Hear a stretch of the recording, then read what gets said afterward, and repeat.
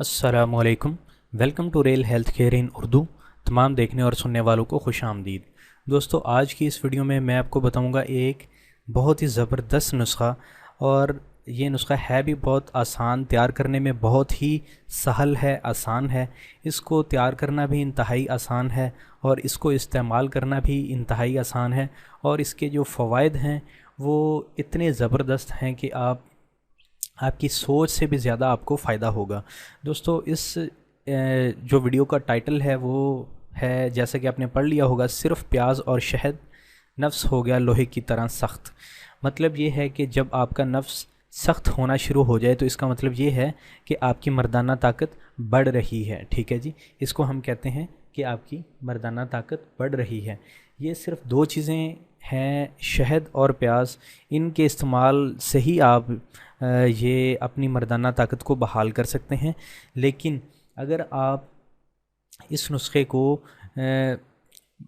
जो बनाते हैं उसके बनाने में आपने बस थोड़ी सी एहतियात करनी है। वो एहतियात भी आपको बता देता हूँ कि बनाना किस तरह से है इस नुस्खे को, और इस नुस्खे को इस्तेमाल करने का फ़ायदा क्या है। ये नुस्खा मैं इसलिए पेश कर रहा हूँ क्योंकि इसकी वजह ये है कि बहुत सारे भाई दोस्त जो हैं वो सऊदी अरेबिया में कोई रहता है, कोई किसी कंट्री में रहता है, कोई किसी कंट्री में रहता है। पाकिस्तान और इंडिया में तो पंसारियों से काफ़ी सारी चीज़ें मिल जाती हैं, जो मर्दाना कमज़ोरी के जो नुस्खे होते हैं। लेकिन बाकी कंट्रीज़ में उनका मिलना बहुत ही मुश्किल होता है। और इसलिए ही मैं आपको ये दो चीज़ें बता रहा हूँ, क्योंकि ये जो शहद और प्याज है ये पूरी दुनिया में, दुनिया के हर कोने में, दुनिया के हर मुल्क में, हर मुल्क के हर शहर में ये दो चीज़ें पाई जाती हैं। आप इन दोनों चीज़ों से फ़ायदा उठाएं और अपनी मर्दाना ताकत को बढ़ाएं और अपने नफ्स को सख्त करें।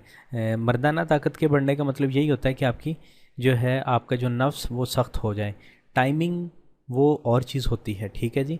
और मर्दाना कमज़ोरी और चीज़ होती है। ये मैं पहले भी इस एक वीडियो में ये दो तीन टर्मिनोलॉजीज़ को क्लियर कर चुका हूँ। मर्दाना कमज़ोरी, नामर्दी और जिनसी कमज़ोरी और सूरत अंजाल, इन सब में क्या फ़र्क है, और टाइमिंग वगैरह में। बहरहाल वीडियो लंबी हो रही है, मैं क्योंकि ये नुस्खा ही बहुत मुख्तसर है, मैं आपको बस ये बताता हूँ। आपने सफ़ेद प्याज ले लेना है, ठीक है जी। ये वाला जो प्याज है ये सफ़ेद नहीं है। यहाँ पे जो मैंने टाइटल में लगाया है, ये आप देख रहे हैं जहाँ पे ये कर्सर मूव कर रहा है, ये प्याज जो है ये सफ़ेद प्याज नहीं है। आपने सफ़ेद प्याज़ों को जाकर बाज़ार से, सब्ज़ी वाले से ख़रीद लेना है। आपने 3-4 किलो वो ख़रीद लेने हैं और घर में लाके आपने उनका पानी निकालना है। किस तरह से पानी निकालना है? जैसे जूस निकालते हैं ना हम किसी भी मतलब फल का, जैसे सेब का या गाजर का, आपने उसी तरह से इसका 1 पाव आपने इसका जूस निकाल लेना है। किसका? सफ़ेद प्याज का, ठीक है जी। सफ़ेद प्याज आपको बाज़ार से मिलेंगे और आपको थोड़ी सी मेहनत करके लेने पड़ेंगे, क्योंकि सफ़ेद प्याज बहुत ही कम मार्केट में अवेलेबल होते हैं, लेकिन दुनिया के हर कोने में बहरहाल मिल ज़रूर जाते हैं। आपने ये जो सफ़ेद प्याज लेके आएंगे, आपने उन्हें उनका आपने जूस निकाल लेना है, 1 पाव तकरीबन, ठीक है। उसका वज़न आपने कर लेना है 1 पाव, और 1 पाव ही आपने छोटी मक्खी का शहद ले लेना है, खालिश शहद लेना है, ठीक है जी। 2 नंबर नहीं लेना।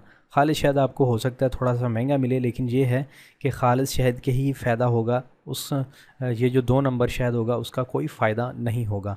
आपने 1 पाव सफ़ेद प्याज का पानी निकाल के उसमें आपने 1 पाव छोटी मक्खी का खालिश शहद वो मिक्स कर देना है, और ये आपने किसी बर्तन में डाल के आपने हल्की हल्की आग पर इसको पकाना शुरू कर देना है, ठीक है जी। हल्की हल्की आग पर पकाना है, आग को ज़्यादा तेज़ नहीं करना।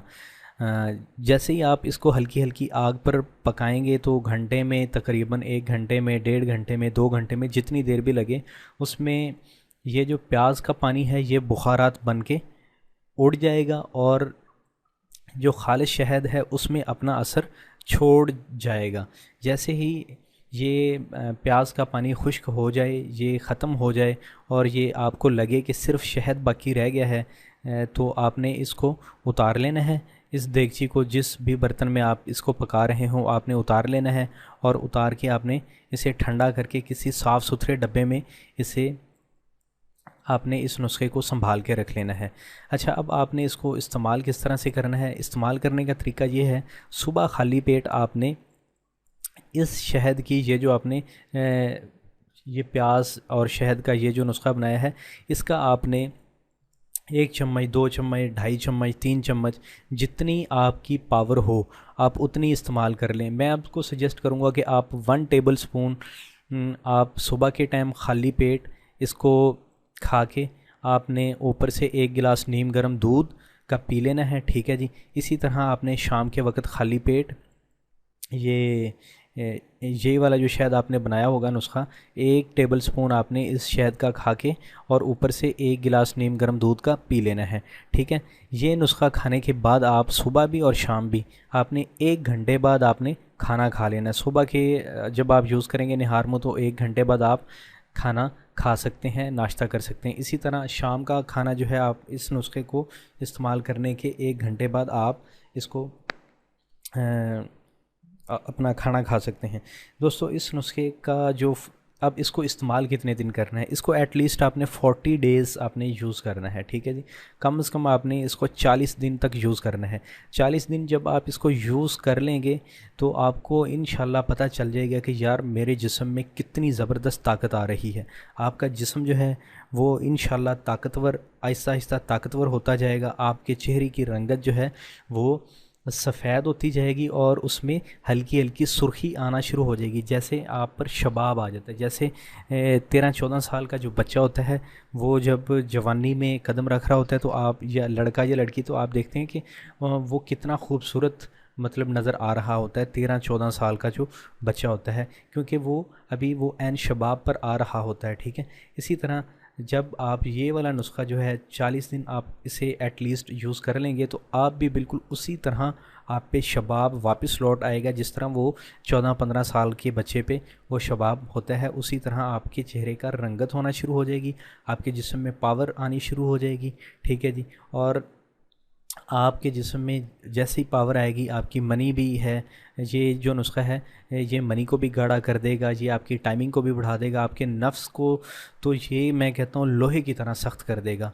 अगर आप ये नुस्खा इस्तेमाल कर लें तो आपको इस नुस्खे के इस्तेमाल करने के बाद किसी और नुस्खे को इस्तेमाल करने की ज़रूरत इंशाल्लाह नहीं रहेगी। तो ये नुस्खा जो है बता रहा था आपको, मनी को भी गाढ़ा करेगा, ठीक है, नफ्स को भी सख्त करेगा, ठीक है जी। उसके बाद आपके जिस्म में खून भी पैदा करेगा, आपका स्पर्म काउंट भी बढ़ाएगा, आपके चेहरे की रंगत को सुर्ख व सफ़ेद कर देगा, आपके जो जिस्म में किसी भी तरह की इन्फेक्शन है उसको भी ख़त्म कर देगा। आपका जो अगर आप CBC कंप्लीट ब्लड काउंट करवाते हैं तो उसमें एक टेस्ट होता है ESR, वो इन्फेक्शन को ज़ाहिर करता है। तो ये वाला जो है नुस्खा ये आपकी इन्फेक्शन को भी ख़त्म कर देगा, मनी से पस सेल्स को ख़त्म कर देगा, यानी पीप को ख़त्म कर देगा। इंशाल्लाह ये नुस्खा बहुत ही ज़बरदस्त और आपकी उम्मीदों पर पूरा उतरेगा। दोस्तों ये था आज का एक बहुत ही मुख्तसर नुस्खा। दोस्तों हाँ, एक दो बातें और आपको क्लियर करता चलूँ। इस नुस्खे के इस्तेमाल के दौरान में आपने हम बिस्तरी नहीं करनी, पहली बात। दूसरी बात ये कि इसको वो लोग इस्तेमाल ना करें जो ज़कावती हिस्स के मरीज़ हैं। तीसरी बात, वो लोग इस नुस्खे को इस्तेमाल ना करें जिनको पेशाब के बाद मनी के कतरे आते हैं।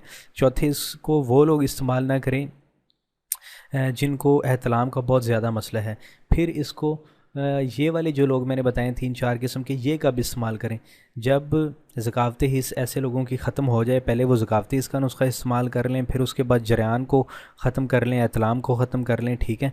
उसके बाद ये नुस्खा वो इस्तेमाल कर सकते हैं। दोस्तों अगर आपको इस वीडियो से कुछ सीखने को मिला है तो आप इस वीडियो को एक लाइक दे दीजिए, इससे मेरी हौसला अफजाई होगी कि यार लोग मेरी वीडियोस को पसंद कर रहे हैं और मैं आपके लिए और ज़्यादा मेहनत करूंगा और ज़्यादा आपके लिए वीडियोस अपलोड करूंगा। और दोस्तों आप मेरे चैनल को सब्सक्राइब कर दीजिए ताकि आपको मेरी वीडियोस के लेटेस्ट अपडेट्स मिलते रहें। और आप इस वीडियो को अपनी फेसबुक वॉल पे शेयर भी कर दीजिए, गूगल प्लस पे कर दीजिए, या जो भी आप सोशल नेटवर्क यूज़ करते हैं उस पर शेयर कर दीजिए ताकि और भी लोगों का फ़ायदा होता रहे। Thanks for watching, good bye, take care, अल्लाह हाफिज़ एंड अस्सलामु अलैकुम।